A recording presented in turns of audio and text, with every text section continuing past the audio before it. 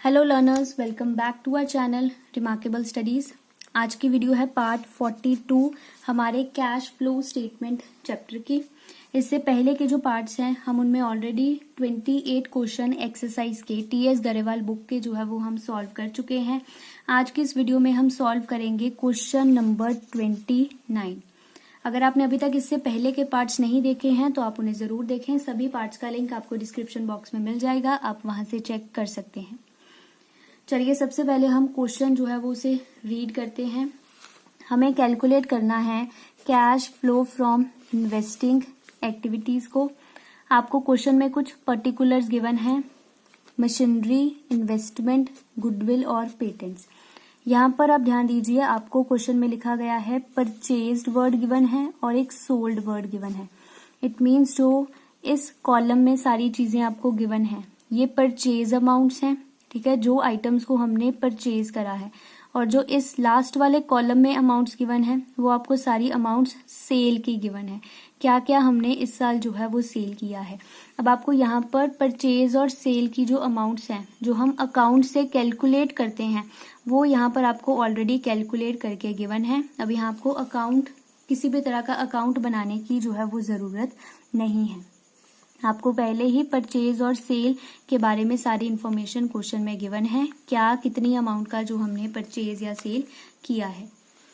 उसके बाद आपको एडिशनल इंफॉर्मेशन में भी कुछ इंफॉर्मेशन गिवन है। सबसे पहले है interest received on debentures held as investment ₹8,000, interest paid on debentures issued 20,000, dividend received on shares held as investment ₹20,000, dividend paid on equity share capital ₹30,000, and a plot of land was purchased out of surplus fund for investment purposes and was let out for commercial use and rent received 50,000 during the year। आपको यहाँ से prepare करना है cash flow from investing activities. चलिए start करते हैं हम prepare करना।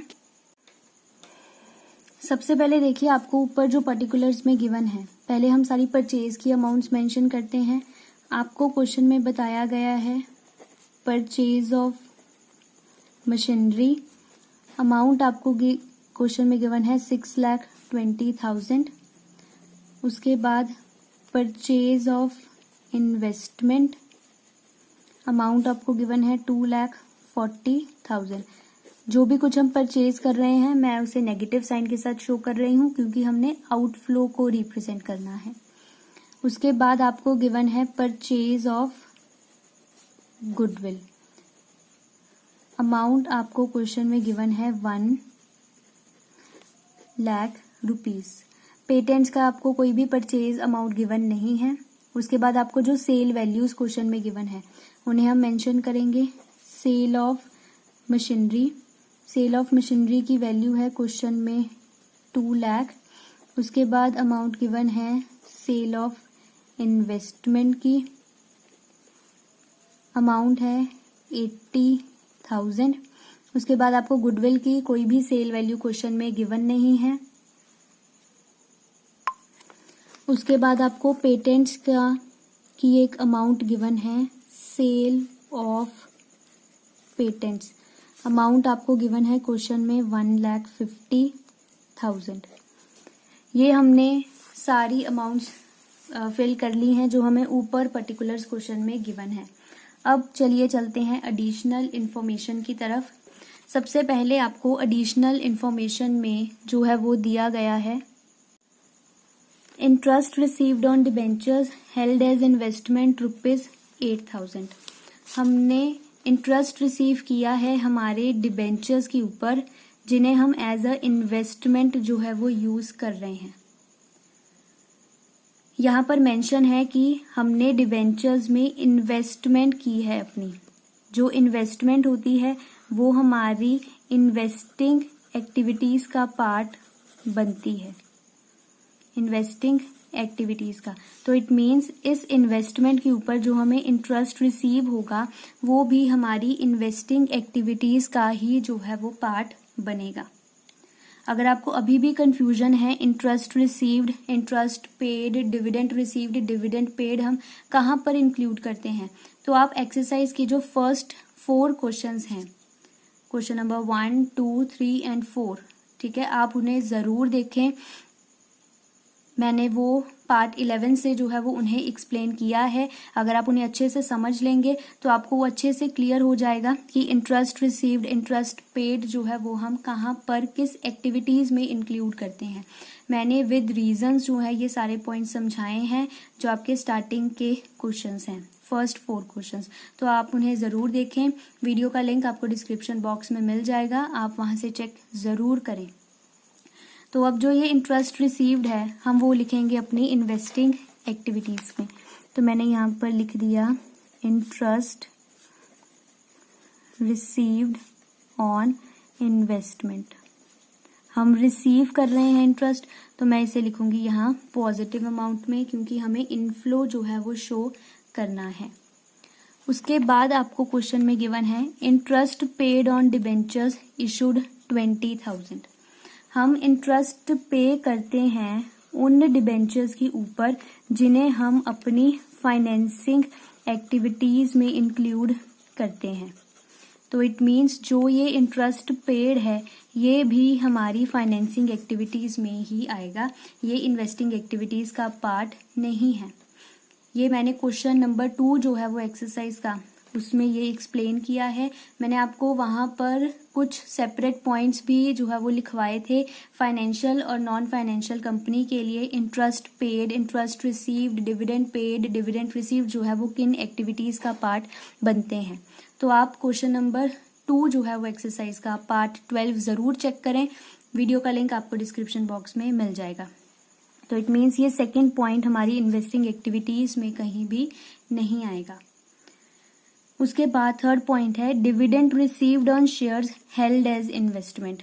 जो डिविडेंड हम रिसीव करते हैं वो हम अपने शेयर्स पर करते हैं जिनकी हमने इन्वेस्टमेंट करी हुई है, ठीक है। यहाँ हमने इन्वेस्टमेंट की बात कर रहा है क्वेश्चन में, जिन शेयर्स में हमने इन्वेस्ट किया है।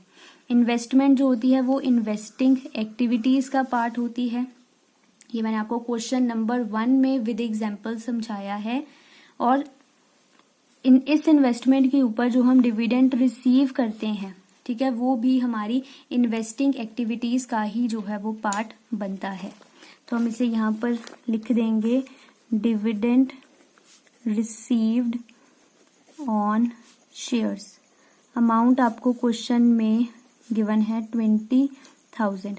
डिविडेंड हमने रिसीव किया है तो हम उसे इनफ्लो के साथ शो करेंगे पॉजिटिव अमाउंट में। उसके बाद आपको क्वेश्चन में दिया गया है dividend paid on equity share capital. हमने डिविडेंड पे किया है। अगर आपको याद हो पार्ट 12 क्वेश्चन नंबर 2 उसमें मैंने आपको विद एग्जाम्पल जो है वो समझाया था कि जब भी हम डिविडेंड पे करते हैं वो हम अपनी ओनर्स कैपिटल के ऊपर पे करते हैं, और जो ओनर्स कैपिटल होती है वो हमारी फाइनेंसिंग एक्टिविटीज़ का पार्ट होती है। तो इट मीन्स जो ये डिविडेंड पेड है ये भी हमारी फाइनेंसिंग एक्टिविटीज़ में ही हम इंक्लूड करेंगे, इसे हम इन्वेस्टिंग एक्टिविटीज़ में एडजस्ट नहीं करेंगे। पार्ट 12 आप ज़रूर देखें। उसके बाद लास्ट पॉइंट है हमारे पास A plot of land was purchased out of surplus fund for investment purposes। हमने एक प्लॉट ऑफ लैंड जो है वो उसे परचेज किया जो हमारे पास सरप्लस फंड पड़ा हुआ था इन्वेस्टमेंट पर्पसेस के लिए, and was let out for commercial use. इसका मतलब है कि मैंने मेरे पास जो सरप्लस मनी पड़ी हुई थी मैंने उससे जो है वो एक प्लॉट खरीदा और फिर मैंने उस प्लॉट को जो है वो कमर्शियल यूज़ के लिए जो है वो यूज़ किया। मैंने प्लॉट को जो है वो लेट आउट कर दिया कमर्शियल यूज़ के लिए, और लेट आउट से मुझे रेंट रिसीव हुआ है 50,000 रुपीज़ का। यहाँ हमने प्लॉट को खरीदा है एज इन्वेस्टमेंट, ठीक है, हमने प्लॉट परचेज किया है एज इन्वेस्टमेंट, और जो इन्वेस्टमेंट होती है वो हमारी फाइनेंसिंग एक्टिविटीज़ का पार्ट होती है। तो इट मीन्स इस इन्वेस्टमेंट के ऊपर जो हमें रेंट रिसीव हुआ है, ठीक है, वो भी हमारी इन्वेस्टिंग एक्टिविटीज़ का ही पार्ट बनेगा, क्योंकि ये हमें जो इनकम हुई है ये हमारी इन्वेस्टमेंट की वजह से हुई है, और जो इन्वेस्टमेंट है वो हमारी इन्वेस्टिंग एक्टिविटीज़ का पार्ट बनता है। तो इट मीन्स ये भी हमारी इन्वेस्टिंग एक्टिविटीज़ में ही आएगी। तो हम यहाँ लिख देंगे rent received from land. Amount आपको गिवन है क्वेश्चन में 50,000। अब हमने सारी अमाउंट्स को यहाँ पर फिल कर लिया है। अब आपको बस सबका जो है वो टोटल करना है कि सबका जो टोटल है वो कितना आ रहा है। यहाँ पर जो ये 150 है ये पॉजिटिव में आएगा, ये मैंने गलती से ब्रैकेट डाल दी है। सेल ऑफ पेटेंट्स है ये पॉजिटिव में आएगा क्योंकि इनफ्लो हो रहा है। सब कुछ प्लस माइनस करने के बाद हमारे पास हमारा फाइनल आंसर आएगा, जो आएगा 452,000 नेगेटिव का। तो इट मीन्स हमने कैलकुलेट किया है यहाँ पर cash used in investing activities, हमने ये कैलकुलेट कर लिया है और हमारा जो क्वेश्चन है वो यहाँ पर कंप्लीट हो गया है। आई होप लर्नर्स अब आपको ये सारा पॉइंट अच्छे से क्लियर हो गया होगा। बच्चे ज़्यादातर कंफ्यूज होते हैं interest received, interest paid, dividend received और डिविडेंड पेड के पॉइंट में कि हमने इन्हें किन एक्टिविटीज़ में जो है वो इंक्लूड करना है। तो आप जो स्टार्टिंग के क्वेश्चन है फर्स्ट 4 एक्सरसाइज के, मैंने वो भी सॉल्व करवाए हैं। सभी पार्ट्स का लिंक आपको डिस्क्रिप्शन बॉक्स में मिल जाएगा, आप वहां से चेक ज़रूर करें, फर्स्ट 4 क्वेश्चंस को ज़रूर सॉल्व करें। आई एम श्योर कि आपको जो है वो अच्छे से क्लियर हो जाएगा कि हम इन्हें कहाँ पर जो है वो इंक्लूड करते हैं। अगर फिर भी आपको कोई भी डाउट आता है तो आप मुझे कमेंट सेक्शन में ज़रूर बताएं। आई विल ट्राई कि मैं आपकी जो क्वेरी है उसे जल्द से जल्द जो है वो दूर कर पाऊँ।